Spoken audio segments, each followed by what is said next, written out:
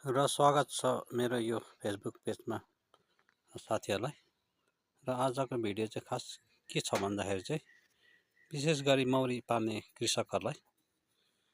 अनि जुन यो मौरी तपाईँहरूले देख्नु हुँदैछ है, यहाँनिर एउटा मौरी छ यो बक्समा, अनि यहाँ पल्लोपट्टि एउटा बक्स छ। अनि यो बक्समा मौरी चाहिँ यो दुईवटा बक्सको चाहिँ एउटै मौरी हो। अनि यो बक्सको मौरीलाई चाहिँ मैले अस्ति 2 तारिक चाहिँ मैले यो बक्सबाट चाहिँ मैले यो बक्समा विभाजन गरेको थिएँ अस्ति 2 तारिक, अनि आज 6 तारिक।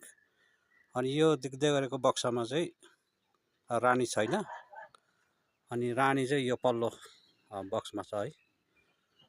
अनि यो दुईटै डुलमा मौरी आउजाउ भइरहेछ।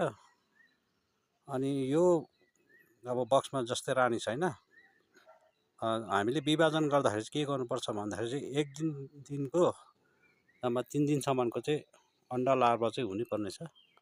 अब यो डुडबाट चाहिँ तपाईँको 16 तारिक भित्रमा चाहिँ नयाँ रानी अब निस्किनु पर्ने छ। अब यसबाट चाहिँ नयाँ रानी निस्किनुपर्छ। यसमा त अब पुरानो रानी छँदैछ। अनि दुईटै डुलमा चाहिँ आउजाउ चाहिँ मजाले नै भइरहेको छ। अनि यसमा चाहिँ रानी छ, यसमा चाहिँ छैन।